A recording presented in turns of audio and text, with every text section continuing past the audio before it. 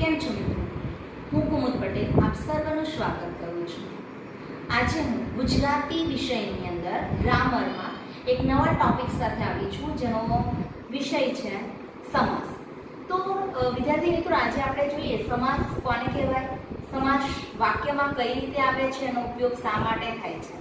તો જુઓ, સૌથી પહેલા આપણે જોઈએ સમાસ. તો સમાસ જે છે એનો અર્થ અથવા એનું કાર્ય શું છે, સૌથી પહેલા આપણે એ જોઈએ.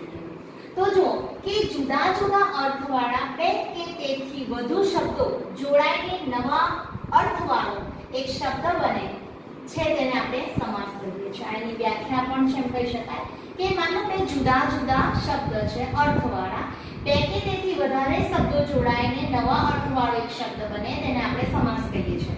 શું કીધું છે કે આ બે કે બેથી વધારે શબ્દો અર્થવાળા, અહીંયા પહેલા જ કીધું છે કે જુદા જુદા અર્થવાળા બે કે બેથી વધારે શબ્દો જોડાઈને નવા અર્થવાળો એક શબ્દ બને, તો તેને આપણે સમાસ કહીએ છીએ. ઉદાહરણ તરીકે હું લખું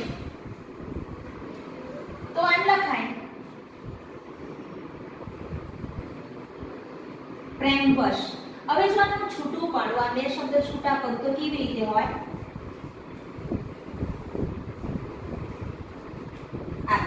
કે પ્રેમને વશ.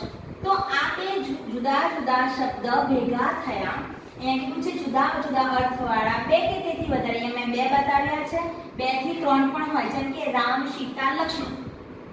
તો 2 થી વધારે અર્થવાળા શબ્દો જોડાઈને નવા અર્થવાળો એક શબ્દ જ્યારે આપણને મળે છે, તો તેને આપણે સમાસ કહીએ છીએ. તો મેં તમને ઉદાહરણ આપ્યું કે ભાઈ પ્રેમવશ. તો અહીંયા શું થશે, એનો વિગ્રહ કરીએ તો પ્રેમને વશ. અત્યારે હું તમને વિગ્રહ કોને કહેવાય એની માહિતી પણ આના પછી હું તમને આપીશ. અત્યારે ખાલી સમાસની વ્યાખ્યા કોને કહેવાય એ આપણે ધ્યાનમાં લેવાનું છે. ત્યારબાદ જુઓ કે નવા રચાયેલા પદને, જે આ નવો પદ રચાય છે, આ વિગ્રહ થાય છે, આ નવો પદ રચાય છે, એ પદને સમસ્ત પદ કે સામાસિક પદ કહેવામાં આવે છે. શું કહેવામાં આવે છે? નવો રચાયેલો પદ આપણને મળે છે, એ પદને સમસ્ત પદ કે સામાસિક પદ કહેવામાં આવે છે. ત્યારબાદ આગળ જોઈએ કે શબ્દોની કરકસર કરવી. શું કીધું છે? કરકસર કરવી. કોની? તો કે શબ્દોની. શબ્દોની કરકસર કરવી અને કહેવાની વાતને સંક્ષેપમાં કહેવી એ સમાસનું કાર્ય છે. આપણે અર્થ જોયો કે એનો અર્થ શું થાય સમાસનો, તો એનું કાર્ય શું છે કે શબ્દો જે છે એ શબ્દોની કરકસર કરવી. આપણે બધા શું કરીએ? વસ્તુની કરકસર કરીએ, આપણે જે જોઈતી હોય એમાં કરકસર કરીએ. પણ અહીંયા જ્યારે સાહિત્ય લખીએ છીએ, કંઈક નિબંધ લખીએ છીએ, તો એવા સમયે આપણે શબ્દોની કરકસર કરીને સમાસનો ઉપયોગ કરીને અસરકારક શબ્દ રચના બનાવી શકીએ છીએ. ત્યારે આપણે અહીંયા કહેવાય કે શબ્દોની કરકસર કરવી અને જે કહેવાની વાત છે એને સંક્ષિપ્તમાં ટૂંકા શબ્દમાં કહેવી હોય, ત્યારે સમાસ એ કાર્ય કરે છે. પછી બીજું કીધું છે, તમે જો સમાસનો અર્થ શું થાય, પહેલા તો આપણે એ પણ જોઈ લઈએ કે સમાસની સંધિ છૂટી પાડીએ તો સમ વત્તા આશ. તો સમનો મીનિંગ શું થશે? તો સમ એટલે સરખું. કેવું કીધું છે? સમ એટલે સરખું અને આશ એટલે ગોઠવણી. આશ એટલે ગોઠવણી. શું થાય? આશ એટલે ગોઠવણી. તો સાની ગોઠવણી કોણ છે? તો પદોની. પદોની યોગ્ય ગોઠવણીની વ્યવસ્થા એટલે સમાસ. શું કીધું છે? સમ એટલે સરખું, આશ એટલે ગોઠવણી, પદોની યોગ્ય ગોઠવણી એટલે સમાસ. તો યાદ રાખવાની છે તમારી વ્યાખ્યા કે બે જુદા જુદા અર્થવાળા બે કે તેથી વધારે શબ્દો ભેગા થાય અને નવા અર્થવાળો એક શબ્દ બનાવે, તો તેને આપણે સમાસ કહીએ છીએ. તો એને હજુ આગળ જોઈએ આપણે. જો હવે આપણે વિગ્રહ જોઈએ તો સામાસિક પદ બે પદોનું બનેલું હોય છે. મેં તમને આગળ કીધું 2 અથવા 2 થી વધારે. મોટે ભાગે 2 પદ વધારે જોવા મળે છે, માટે અહીંયા લખેલું છે કે સામાસિક પદ 2 પદોનું બનેલું હોય છે. જો તમારે સમાસને ઓળખવા હોય તો તમારે પહેલા પૂર્વ પદ અને ઉત્તર પદ કોને કહેવાય એ શીખવું જરૂરી છે. તો જો અહીંયા મેં લખ્યું છે કે પૂર્વ પદ. તો પૂર્વ પદ કોને કહીએ? તો સમાસના શબ્દોમાં જે પદ પ્રથમ હોય તે પૂર્વ પદ કહેવાય. શું કીધું છે કે જે સમાસના શબ્દો છે એ શબ્દોમાં જે શબ્દ કેવો હોય? પ્રથમ, પહેલો હોય તેને પૂર્વપદ કહેવાય. જો મેં અહીંયા ઉદાહરણ લખેલું છે માતા પિતા, તો અહીં માતા એ પૂર્વપદ છે. આ બે પદ છે, જો આ એક પદ છે અને આ બીજું પદ છે. તો માતા એ જે છે એ પહેલું પદ છે, એ પ્રથમ પદ છે. અહીંયા વ્યાખ્યા છે તે અહીંયા પ્રથમ પદ છે, માટે એને પૂર્વપદ કહેવાય છે. એ જ રીતે જો બીજું ઉદાહરણ અહીંયા લખું તો ભાઈ બહેન, બરાબર છે. તો તમે જોઈ શકો કે આમાં પણ બે પદ આપવામાં આવેલા છે. તો પહેલું પદ જે પૂર્વપદ છે, બે પદ અહીંયા થયા. હવે આ પ્રથમ પદ જે વાક્યનો પહેલો ભાગ છે એને આપણે શું કહીશું? પૂર્વપદ. શું કહીશું આપણે? પૂર્વપદ. તો આપણે ઉત્તરપદ કોને કહીશું? તો અહીંયા હું બતાવી શકતી નથી, છતાંની વ્યાખ્યા છે, આપણે ડિટેલથી જોઈએ. જો ઉત્તરપદ એટલે સમાસના શબ્દોમાં જે બીજો અથવા પછીનો અથવા એમ પણ કહી શકાય કે છેલ્લો, આમ પણ કહી શકાય, બરાબર છે, કે ઉત્તરપદ સમાસના શબ્દોમાં જે શબ્દ બીજો અથવા પછીનો કાં છેલ્લો હોય તે ઉત્તરપદ કહેવાય છે. એમ તો પછીનો જ લખાય છે, પણ જો પછીના શબ્દની જગ્યાએ આપણે છેલ્લો વાપરીએ તો પણ અહીંયા જે મેં ઉદાહરણ બતાવ્યું તમને ઈઝીલી ખબર પડે, માટે અહીંયા છેલ્લો શબ્દ વાપર્યો છે. કે સમાસના શબ્દોમાં જે શબ્દ બીજો અથવા પછીનો હોય તે ઉત્તરપદ કહેવાય છે. તો અહીંયા મેં એ જ ઉદાહરણ લીધું છે કે માતા પિતા. તો આપણે આગળના એમાં ખબર પડી ગઈ કે માતા જે છે એ પૂર્વપદ છે, એટલે બે ભાગ પડ્યા. તો બે ભાગ પડ્યા તેના પછીનો અથવા બીજું પદ, તો એ શું છે? ઉત્તરપદ. શું છે? ઉત્તરપદ. એટલે પિતા અહીંયા ઉત્તરપદ છે. તો તમને આટલો ખ્યાલ આવવો જોઈએ કે પૂર્વપદ કોને કહેવાય અને ઉત્તરપદ કોને કહેવાય. જો પૂર્વપદ અને ઉત્તરપદ બહુ ઈઝી છે. સમાસનું એક પદ છે, આખું એક વાક્ય છે, એમાં બે પદ પડે છે. પૂર્વપદ જે છે આગળનો જે પદ છે અથવા પહેલો જે પદ છે એને આપણે પૂર્વપદ કહીએ છીએ. પાછળનો અથવા પછીનો અથવા બીજું જે પદ છે એને આપણે ઉત્તરપદ કહીએ છીએ. ક્લિયર? ઓકે, આગળ વધીએ. ત્યાર પછી આપણે જોવાનું છે એનો વિગ્રહ, કે સમાસ જે છે, સમાસનો જે શબ્દ આપણને આપેલો હોય આપણે એનો વિગ્રહ કેવી રીતે કરી શકીએ અથવા વિગ્રહ કોને કહેવાય? તો સમાસના શબ્દોને છૂટા પાડવાની ક્રિયા. જોજો સમાસ આપેલો છે, આ જે સમાસ તમને અહીંયા એક આપેલો છે, આ બીજો સમાસ અહીંયા આપેલો છે, એ સમાસના શબ્દોને શું કરવાના છે? છૂટા પાડવાના છે.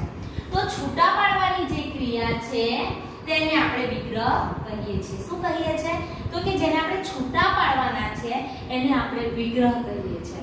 કોને? તો કે સમાસનો જે શબ્દ આપેલો છે એ શબ્દને છૂટા પાડીએ એને આપણે વિગ્રહ કહીએ છીએ. ટૂંકમાં સામાસિક પદના શબ્દોને છૂટા પાડવાની સમજાવવાની પ્રક્રિયાને સમાસ વિગ્રહ કહેવામાં આવે છે. જો અહીંયા મેં ઉદાહરણ પણ લખ્યું છે. માની લો આવો એક શબ્દ આપેલો છે દંપતિ. આ શબ્દ આપ્યો છે દંપતિ, એ સમાસનો શબ્દ છે. તો હવે તમારે એને વિગ્રહ કરવાનો છે. વિગ્રહ કર્યા પછી આ રીતે સમજાવવાનો કે આ રીતે લખવાનો છે. તો દંપતિને આપણે છૂટા પાડીએ તો એનો મીનિંગ શું થાય? જો મીનિંગ ખાસ ખબર હોવી જોઈએ તો તમે ઈઝીલી એનો વિગ્રહ કરી શકો છો. તો દંપતિ એટલે શું થાય? પતિ અને પત્ની. તો તમે અહીંયા જોઈ શકો છો કે દંપતિના વચ્ચે આ જ્યારે દંપતિ શબ્દ લખેલો છે તો અહીંયા પતિ અને પત્ની, બરાબર છે, બે પદ છે, એની વચ્ચે અને શબ્દ દ્વારા વિગ્રહ કરવામાં આવેલો છે, બરાબર છે. પછી જો બીજું ઉદાહરણ જો સુકેસી. સુકેસીનો મીનિંગ શું થાય? સારા. સુ એટલે સારા, કેસી એટલે વાળ. તો સારા કેસ જેના છે તે. શું કીધું છે? જેના કેસ અથવા સારા કેસ જેના છે તે, અથવા તો સારા વાળ જેના છે તે. તો તમે અહીંયા જોઈ શકો કે અહીંયા વિગ્રહ કરવામાં આવ્યો છે. બે શબ્દોને છૂટા પાડીને જે વચ્ચે મધ્યમ પદ ઉમેરવામાં આવેલું છે અથવા મધ્યમ પદ દ્વારા વિગ્રહ કરવામાં આવે છે તો તેને આપણે વિગ્રહ સમાસનું કરેલું કહેવામાં આવે છે. જો વિદ્યાર્થી મિત્રો સમાસ, હવે એના પર ત્રણ પ્રકાર પડે છે અહીંયા. કે સમાસ કેવા કેવા પ્રકારના આપણને જોવા મળે. તો જો અહીંયા લખેલું છે સર્વપદ પ્રધાન સમાસ, સર્વપદ પ્રધાન સમાસ, બીજું છે એકપદ પ્રધાન સમાસ અને ત્રીજું છે અન્ય પદ પ્રધાન સમાસ. શું કીધું છે? સર્વપદ પ્રધાન સમાસ, એકપદ પ્રધાન સમાસ, અન્ય પદ પ્રધાન સમાસ. એટલે ત્રણ પ્રકારના આપણને સમાસ જોવા મળે છે. તો સૌથી પહેલું સર્વપદ પ્રધાન સમાસ કોને કહેવાય, એની વ્યાખ્યા શું છે, કેવી રીતે યુઝ થાય છે સમાસની અંદર, તો આપણે જોઈએ. તો સર્વપદ પ્રધાન સમાસ જે છે, જે સમાસના બધા પદો સમાન મોભો, કયો મોભો? સરખો મોભો ધરાવે, એટલે સમાન મોભો ધરાવતા હોય, એટલે કે જોડાયેલા પદ મુખ્ય હોય અને સ્વતંત્ર રીતે વાક્યના બીજા પદો સાથે જોડાઈ શકતા હોય તે સર્વપદ પ્રધાન કહેવાય છે. હવે તમારો જે દ્વંદ્વ સમાસ છે, તો તમારા જે દ્વંદ્વ સમાસ છે એ દ્વંદ્વ સમાસ સર્વપદ પ્રધાન સમાસ છે. રીઝન તો અહીંયા મેં ઉદાહરણ પર લખેલું છે કે અહીંયા લખ્યું છે દેશ વિદેશ, તો બંને સ્વતંત્ર છે. આ બંને સ્વતંત્ર વાક્યમાં ટકી શકે એવા સમાસ સરખો મોભો ધરાવે છે. ભારત દેશ છે, અમેરિકા એ વિદેશી દેશ છે, તો એ સ્વતંત્ર મોભો ધરાવે છે. બીજું જુઓ, સુખ, જીવનમાં સુખ પણ આવે છે, મારા જીવનમાં દુઃખ પણ આવે છે. તો બંને વાક્યમાં સ્વતંત્ર રીતે ટકી શકે, એકબીજાના પૂરક નથી. જ્યારે સ્વતંત્ર રીતે સમાન મોભો ધરાવતા હોય અને વાક્યના બીજા પદો સાથે જોડાઈ શકતા હોય ત્યારે તે સર્વપદ પ્રધાન સમાસ બને છે. તો આપણે આને સર્વપદ પ્રધાન સમાસ કહીશું. જો વિદ્યાર્થી મિત્રો, આપણે સર્વપદ પ્રધાન જો હવે આપણે જોઈએ એકપદ પ્રધાન સમાસ કોને કહેવાય, તો જે સમાસનું એક પદ વાક્ય સાથે સીધી રીતે જોડાઈ શકતું હોય. શું કીધું છે? જે સમાસનું એક પદ છે વાક્ય સાથે કેવી રીતે સીધી રીતે જોડાઈ શકતું હોય, એટલે કે મુખ્ય હોય અને બીજું પદ એને આધારે રહેલું ગૌણ હોય છે. એટલે શું કહેવા માંગે છે કે જે સમાસનું એક પદ વાક્ય સાથે સીધી રીતે જોડાઈ શકતું હોય, એટલે કે મુખ્ય હોય અને બીજું એના આધારે ગૌણ હોય, તો તેવા સમાસને આપણે એકપદ પ્રધાન સમાસ કહેવામાં આવે છે. શું યાદ રાખવાનું છે કે માની લો સમાસનું જે એક પદ છે વાક્યની સાથે સીધી રીતે જોડાઈ શકતું હોય, એટલે કે મુખ્ય હોય અને બીજું એના આધારે રહેલું ગૌણ વાક્ય હોય, તો આપણે તેને એકપદ પ્રધાન સમાસ કહીએ છીએ. જો અહીંયા ઉદાહરણ લખેલ છે માનવ સેવા. હવે અહીંયા જો તમે ફક્ત સેવા થકી વાક્ય આપણે આગળ જોયું, સર્વપદ પ્રધાનની અંદરમાં જોયું તો બે પદ અહીંયા જોઈએ, બે પદ બને છે, પૂર્વ પદ અને ઉત્તર પદ. અહીંયા જોઈએ તો આ જે છે તે પૂર્વ પદ છે અને આ જે છે તે ઉત્તર પદ છે, બરાબર છે. આ બે પદ બન્યા. તો પહેલા આપણે સર્વપદ પ્રધાનની અંદર શું જોયું કે બંને સ્વતંત્ર રીતે વાક્યની અંદર ટકી શકે છે, સ્વતંત્ર સરખો મોભો ધરાવે છે. પણ અહીંયા શું છે? એક મુખ્ય છે અને એક ગૌણ છે. તો અહીંયા માનવ, હું ખાલી પૂર્વ પદ લાવું અને ખાલી માનવ બોલું, એના થકી કોઈ વાક્ય ક્લિયર થઈ શકે? નથી થઈ શકતું. તો અહીંયા સેવાને એડ કરી દઈએ તો સેવા, તો કે કોની? તો કે માનવની સેવા. તો એક પદ મુખ્ય છે અને એક પદ ગૌણ છે. તો અહીંયા બતાવેલું છે મુખ્ય હોય અને બીજું પદ એને આધારે રહેલું ગૌણ વાક્ય હોય. સેવા તો છે પણ કોની? માનવની સેવા. એ જ રીતે વનવાસ, તો વન એકલું બોલું તો એનો કોઈ મીનિંગ નીકળતો નથી, વાક્ય પૂર્ણ થતું નથી, વાક્ય બનતું નથી. વાસ દ્વારા પણ કોઈ વાક્ય પૂર્ણ થતું નથી. પણ હું આવું બોલું કે વનમાં વાસ, તો આપણને ખબર પડે કે વનની અંદર નિવાસ થઈ રહ્યો છે અથવા વનની અંદર વાસ, એટલે વનમાં વાસ. તો અહીંયા એક પદ મુખ્ય છે અને બીજું પદ ગૌણ છે, અને જ્યાં મુખ્ય પદ અને ગૌણ પદ હોય તો એક પદ પ્રધાન સમાસ એને કહેવામાં આવે છે. તો એની અંદર તમે જોઈ શકો કે ઉપપદ, તત્પુરુષ સમાસ, કર્મધારય સમાસ, આ બધા સમાસ એક પદ પ્રધાન સમાસની અંદર આવે છે. તમે જોયું કે મેં કીધું કે સર્વપદ પ્રધાન છે એની અંદર ફક્ત ને ફક્ત દ્વંદ્વ સમાસ તમારો આવે છે, કારણ કે એમાં બંને જે પદો છે એ સરખા છે, સરખો મોભો ધરાવે છે. અહીંયા એક પદ પ્રધાન ક્યાં મુખ્ય વાક્ય અને ગૌણ વાક્ય હોય તો તેની અંદર તત્પુરુષમાં ઉપપદ સમાસ, ત્યારબાદ આવી શકે તમારો તત્પુરુષ સમાસ. તો આ સમાસ એક પદ પ્રધાન સમાસની અંદર આવી શકે છે. હવે ત્રીજું જુઓ કે અન્ય પદ પ્રધાન સમાસ. તો અન્ય પદ પ્રધાન સમાસ આપણે કોને કહીએ તો જે સમાસનું એકે પદ વાક્ય સાથે સ્વતંત્ર સીધો સંબંધ ધરાવતું ન હોય. જો શું કીધું છે કે જે સમાસનું એકે પદ વાક્ય સાથે સ્વતંત્ર સીધો સંબંધ ધરાવતું ન હોય ને સમાસ પોતે વાક્યના કોઈ બીજા પદને આધારે રહેલ ગૌણ પદ હોય તેને અન્ય પદ પ્રધાન સમાસ કહે છે.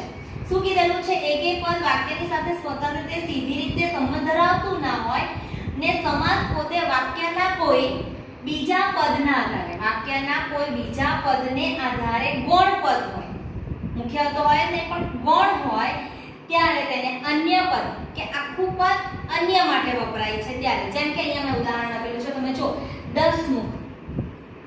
તો અહીંયા 10 કઈ ટકી શકે છે, મુખ ટકી શકે છે, સ્વતંત્ર એકે પદ વાક્ય સાથે સ્વતંત્ર સીધો સંબંધ ધરાવતું નથી કારણ કે એ આખું પદ અન્ય માટે વિશેષણ તરીકે વિશેષણનો અહીંયા સંબંધ થાય છે. તો એમ બોલી શકાય કે જેના 10 મુખ છે તે. ખ્યાલ આવ્યો? જેના 10 મુખ છે તે એટલે આખું ને આખું વાક્ય અહીંયા કીધું છે બીજા પદના આધારે રહેલો ગૌણ પદ હોય છે. આખું ને આખું વાક્ય કોઈ અન્ય પદ માટે વપરાય છે એટલે એ અન્ય પદ પ્રધાન સમાસ બને છે. જેમ કે 10 મુખ, તો જેના 10 મુખ છે તે. બીજું ઉદાહરણ છે મહાબાહુ, જેના બાહુ બળવાન છે અથવા તો મહાન છે તે.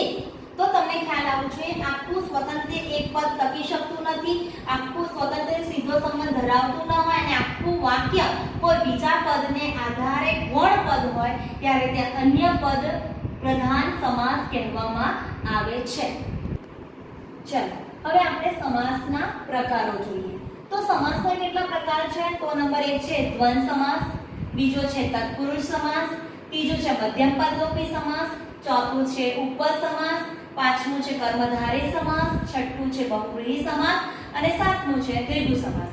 કેટલા પ્રકાર છે ખાસ યાદ રાખવાના છે આપણે કે સમાસના 7 પ્રકાર છે. પહેલું છે દ્વંદ સમાસ, બીજું છે તત્પુરુષ સમાસ, ત્રીજું છે મધ્યમ પદલોપી સમાસ, ચોથું છે ઉપપદ સમાસ, પાંચમું છે કર્મધારય સમાસ, છઠ્ઠું છે બહુવ્રીહી સમાસ અને સાતમું છે દ્વિગુ સમાસ. તો સૌથી પહેલા આપણે મિત્રો દ્વંદ સમાસ જોઈશું. જો વિદ્યાર્થી મિત્રો, હવે આપણે પહેલો જ સમાસનો પ્રકાર જે છે દ્વંદ સમાસ. દ્વંદ એટલે જોડકું. સમાન અધિકાર વાળા બે યા તેથી વધારે શબ્દોના બનેલા સમાસને દ્વંદ સમાસ કહેવામાં આવે છે. શું કીધું છે? દ્વંદનો મીનિંગ થાય જોડકું, જે હંમેશા જોડકામાં બોલાય. સમાન અધિકાર, મેં તમને આગળ પણ કીધું એક પદ પ્રધાન સમાસ છે આ, કે સમાન અધિકાર બંનેનો મોભો સરખો છે એટલે સમાન અધિકાર વાળા બે યા તેથી વધારે શબ્દોના બનેલા સમાસને આપણે દ્વંદ સમાસ કહેવામાં આવે છે. તો આપણે મોટે ભાગે અત્યાર સુધી શીખ્યા 8મા 9મા ની અંદર શીખતા આવ્યા. તો આપણે અને અથવા કે, તમને ખ્યાલ હશે તો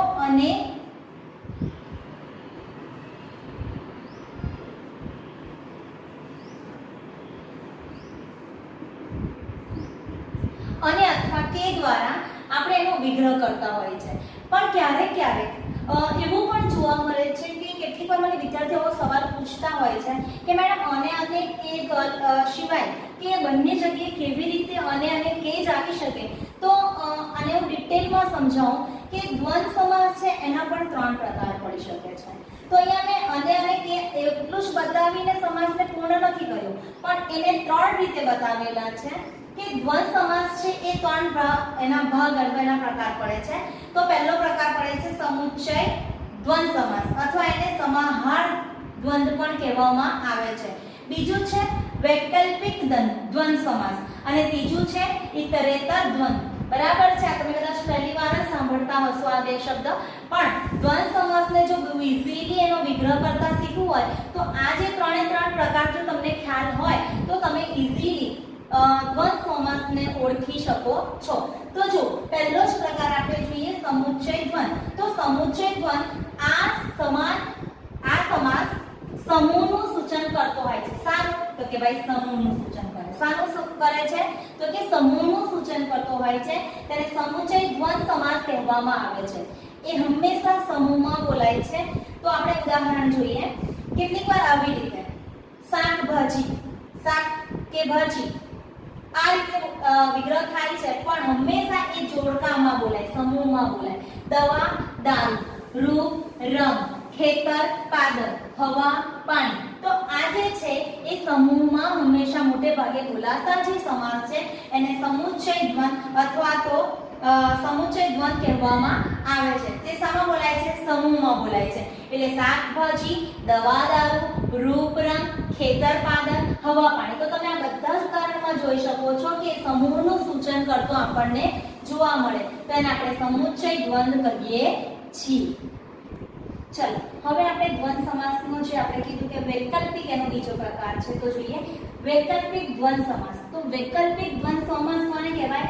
કે આ સમાસ જો વિકલ્પ દર્શાવતો હોય. શું દર્શાવતો હોય? તો કે ભાઈ વિકલ્પ દર્શાવતો હોય તો તેને વૈકલ્પિક દ્વંદ સમાસ કહેવામાં આવે છે. શું દર્શાવતો હોય? તો વિકલ્પ દર્શાવતો હોય તો આપણે તેને વૈકલ્પિક દ્વંદ સમાસ કહીએ છીએ.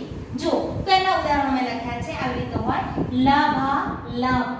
તમે વિરુક્ત શબ્દો શીખી ગયા હશો તો તમને ખ્યાલ હશે કે એમાં વિરુક્ત અમુક અંતના શબ્દોનો લોપ થયો હોય ત્યારે વિરુક્તિ બને છે.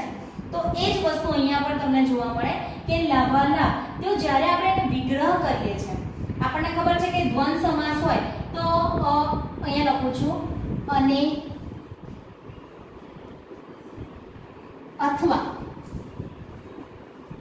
કે દ્વારા એનો વિગ્રહ કરવામાં આવે તો આપણે એને દ્વંદ સમાસ કહીએ છીએ. તો આપણે આગળ પણ તમને બતાવ્યું કે ભાઈ વૈકલ્પિક સમાસ જે છે એમાં વિકલ્પ દર્શાવવામાં આવ્યો હોય તો આપણે એને વૈકલ્પિક સમાસ કહીએ. તો અહીંયા જુઓ લાભાલાભ. તો હું હવે એનો વિગ્રહ કરું તો કે લાભ કે અલાભ. તો મેં શાના દ્વારા એનો વિગ્રહ કર્યો?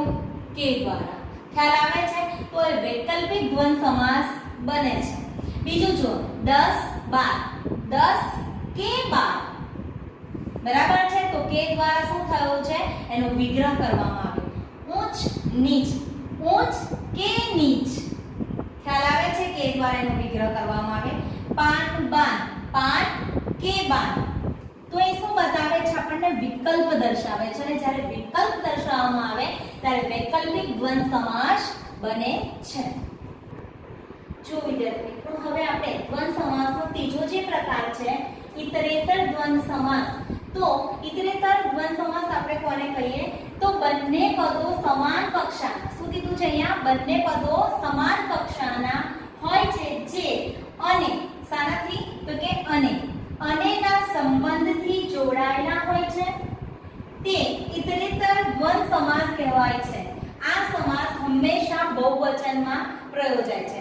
તમે જો દાળ, ચોખા. બરાબર છે. તો આપણે અને દ્વારા એનો વિગ્રહ કરીએ તો દાળ અને ચોખા. બહુવચનમાં આવ્યા ચોખા. ગંગા, જમના. તો આપણે એનો વિગ્રહ કરીએ તો ગંગા અને જમના. સૂર્ય, ચંદ્ર. તો સૂર્ય અને ચંદ્ર. તો વિદ્યાર્થી મિત્રો તમે જોઈ શકો કે ઇતરેતર દ્વંદ સમાસ જે છે એ સમાન કક્ષાના પદો હોય અને દ્વારા એનો વિગ્રહ કરવામાં આવેલો હોય તો એને ઇતરેતર દ્વંદ સમાસ કહેવામાં આવે છે. તો આપણે દ્વંદ સમાસના 3 પ્રકાર શીખ્યા. કયા? તો મેં અહીંયા લખ્યા છે સમુચ્ચય દ્વંદ સમાસ, વૈકલ્પિક દ્વંદ સમાસ અને ત્રીજું છે ઇતરેતર દ્વંદ સમાસ. તો સમુચ્ચય દ્વંદ કોને કહેવામાં આવે?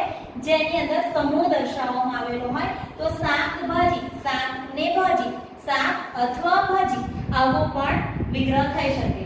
વૈકલ્પિક દ્વંદ. તો વૈકલ્પિક દ્વંદ એટલે કે જેમાં વિકલ્પ દર્શાવેલો હોય તો અહીંયા આપણે જય, પરાજય. જય કે પરાજય. બરાબર છે. ઇતરેતર દ્વંદની અંદર સમાન કક્ષાનો મોભો હોય તો સુખ, દુઃખ. તો સુખ અને દુઃખ. તો તમે જોઈ શકો વિદ્યાર્થી મિત્રો કે દ્વંદ સમાસ ઓળખવો એનો વિગ્રહ બહુ ઈઝી છે. તમે એની વ્યાખ્યા પરથી તમને ખ્યાલ આવે કે દ્વંદ સમાસ સરખો સમાન મોભો ધરાવતો હોય અને, ને, કે અથવા પદો દ્વારા એનો વિગ્રહ કરવામાં આવે તો તેને આપણે દ્વંદ સમાસ કહીએ છીએ. ખાસ યાદ રાખજો, આ અને, ને, કે અથવા પદો દ્વારા આપણે દ્વંદ સમાસનો વિગ્રહ કરી શકીએ છીએ.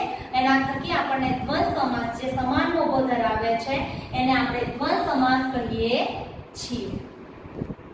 તો વિદ્યાર્થી મિત્રો, આજે આપણે આટલું જોયું કે સમાસ કોને કહેવાય, પૂર્વપદ કોને કહેવાય, ઉત્તરપદ કોને કહેવાય, સમાસનો વિગ્રહ કોને કહેવાય, સમાસના કેટલા પ્રકાર છે અને સૌથી પહેલો એનો જે પ્રકાર છે દ્વંદ સમાસ, આપણે એને શીખ્યા. તો વિદ્યાર્થી મિત્રો, મને લાગે છે કે તમને આ દ્વંદ સમાસની જે સમજ છે તે પૂરેપૂરી પડી હશે.